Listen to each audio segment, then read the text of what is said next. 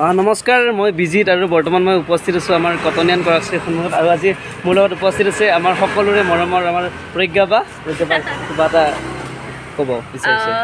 আজি আচলতে মই কটনৰ আগেদি যিহেতু দেওবাৰ বেছি ভিৰ নাথাকে বুলি ভাবি পেলাই পুচকা খাবলৈ আহিলোঁ। আহোঁতে দেখিলোঁ কটনিয়ান কাৰাক চাই আৰু লগ পাই গ'লোঁ মোৰে জুনিয়ৰ হ'ব, যিহেতু ময়ো কটনিয়ান হয়, বিজিতক। বিজিতে সেইটোৱে ক'লে যে বা একাপ চাহ খাবই লাগিব। কিন্তু মই মানে যদিও অকণমান দীঘল হৈ গ'ল, মানে সময়টো বেছি হৈ গ'ল, কিন্তু মানে একেবাৰে আফচোচ নাই, কাৰণ চাহ সাংঘাতিক ভাল। মই মানে বহুত আজিকালি চাহৰ দোকান খুলিছে মানে, কিন্তু মানে এইটো কোৱালিটিটো অত্যন্ত ভাল, খুব মৰমেৰে বনাইছে হয়তো, সেইকাৰণে বেছি ভাল লাগিছে। খুব ধুনীয়া টেষ্ট।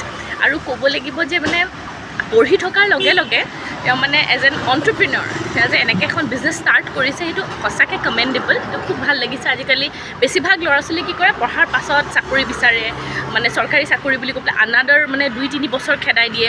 কিন্তু সেইটো নকৰি পেলাই ৰৈ নাথাকি তেওঁ যে মানে ইমান ধুনীয়াকৈ মানে সৰু হওক কিন্তু ইমান মৰমেৰে এটা বিজনেছ যে আৰম্ভ কৰিছে, সেইটো খুব ভাল লাগিছে।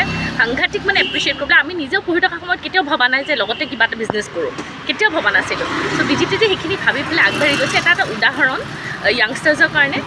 সকলোৱে এনেকৈ মানে এটা পথ ল'ব লাগে, নিজে মানে আত্মনিৰ্ভৰ হ'ব লাগে।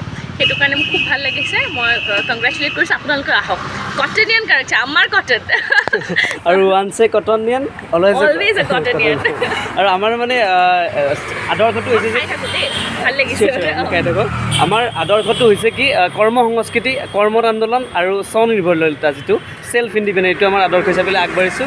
আৰু ধন্যবাদ বা আপোনাকো, খুব ধুনীয়াকৈ আপুনি কৈছে কথাখিনি, ভাল লাগিছে। বহুত বহুত ধন্যবাদ।